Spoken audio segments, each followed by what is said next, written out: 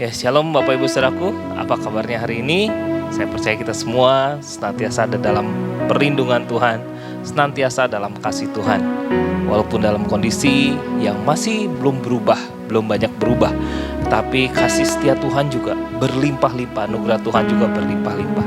Dan hari ini Tuhan memberikan satu kesempatan, satu hari buat kita untuk kita bisa memuji, menyembah Tuhan, meluangkan waktu untuk kita mendekat dan mengerti akan kehendaknya. Sebab itu mari hari ini kita sama-sama siapkan hati kita dan kita mau bersekutu dengan Tuhan. Mari kita sama-sama berdoa. Bapa, kami mengucap syukur buat malam hari ini.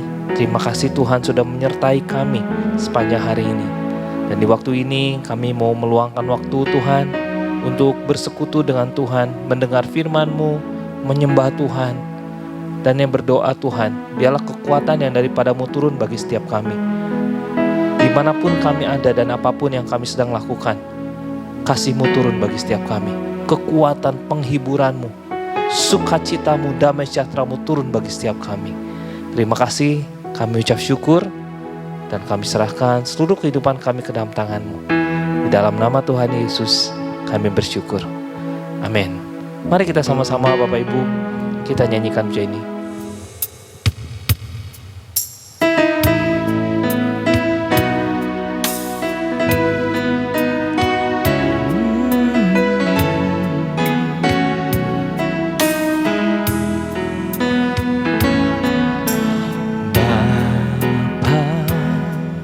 Kau setia, Bapa, Kau mulia, tenanglah jiwaku, aman bersamamu. Lebih dari harta, Kaulah segalanya. Tenanglah jiwaku dalam hadirat-Mu. Kau tunjukkan kasih setiamu, Kau menyediakan yang ku perlu. Kau setia, Kau mulia, dulu, sekarang, dan selamanya. Kau tunjukkan kasih setiamu, Kau menyediakan yang ku perlu. Kau setia, Kau mulia, Bapa, Kau setia.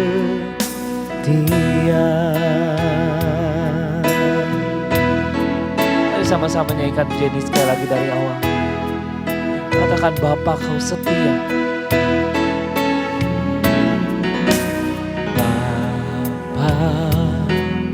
Kau setia, Bapa, Kau mulia, tenanglah jiwaku, aman bersamamu.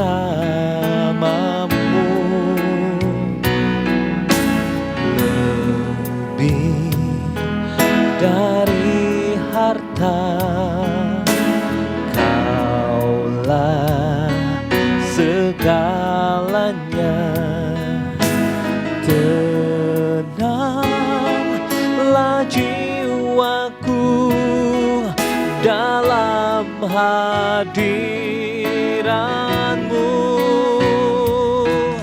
Kau tunjukkan kasih setiamu, Kau menyediakan yang ku perlu. Kau setia, Kau mulia, sekarang dan selamanya. Kau tunjukkan kasih setiamu, Kau menyediakan yang ku perlu. Kau setia, Kau mulia, Bapa Kau setia. Sekali lagi, Kau tunjukkan kasih setiamu, Kau menyediakan yang ku perlu. Kau setia, Kau mulia, dulu, sekarang, dan selamanya. Kau tunjukkan kasih setiamu, Kau menyediakan yang ku perlu. Kau setia, Kau mulia, Kau setia, Kau setia, Kau mulia. Sekali lagi, Kau setia, Kau mulia, Bapa Kau setia.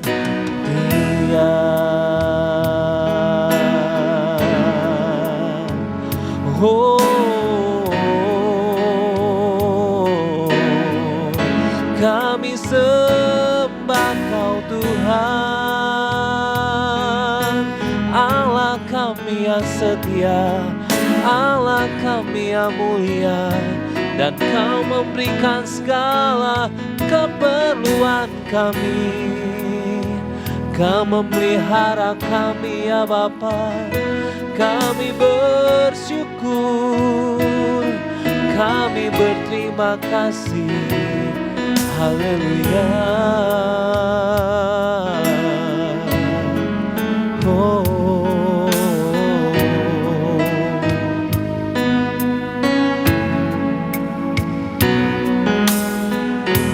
Terima kasih Tuhan, kami mengucap syukur, kami rasakan hadirat-Mu, dan kami berterima kasih untuk pemeliharaan.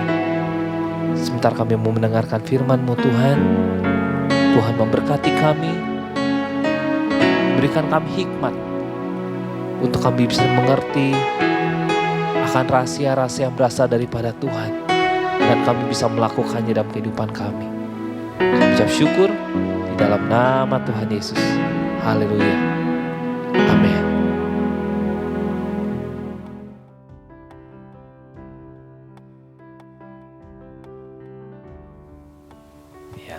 Shalom, selamat malam Bapak Ibu Saudara yang dikasihi Tuhan.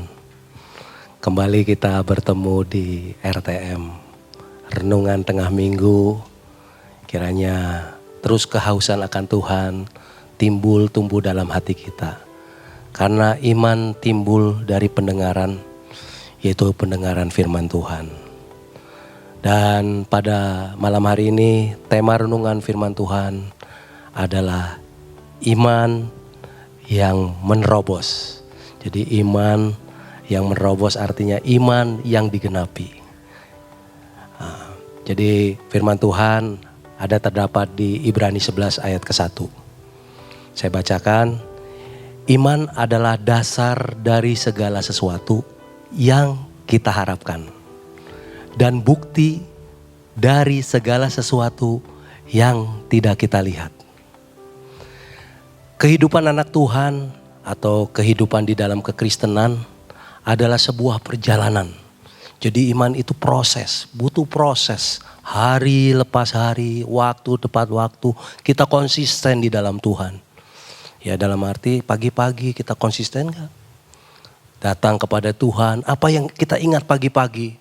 Firman Tuhan, datang kepada Tuhan atau HP kita atau yang lain.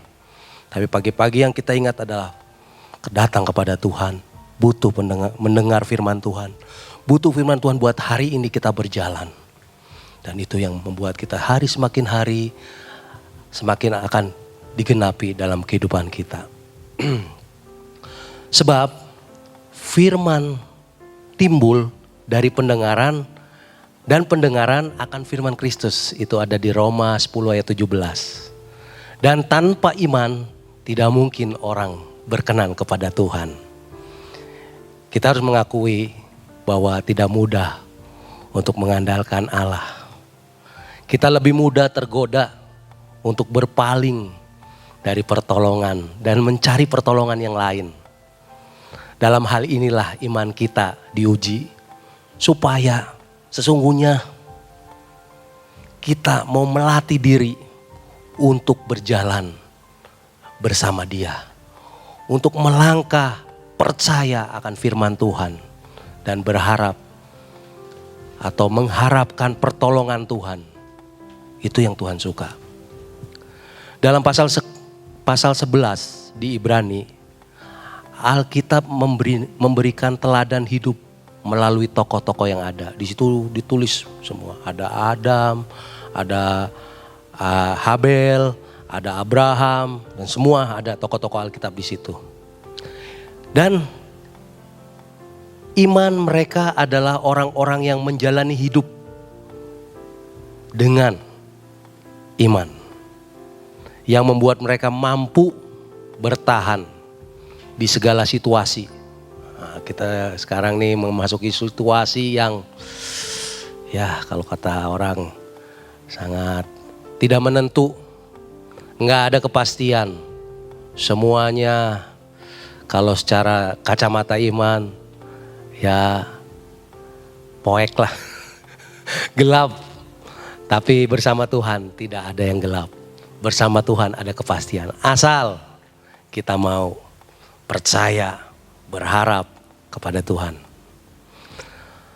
Dan oleh karena iman, mereka, itu orang-orang tadi yang saya sebutkan di Ibrani itu, Ibrani 11 itu, mengalami penggenapan janji akan firman Tuhan.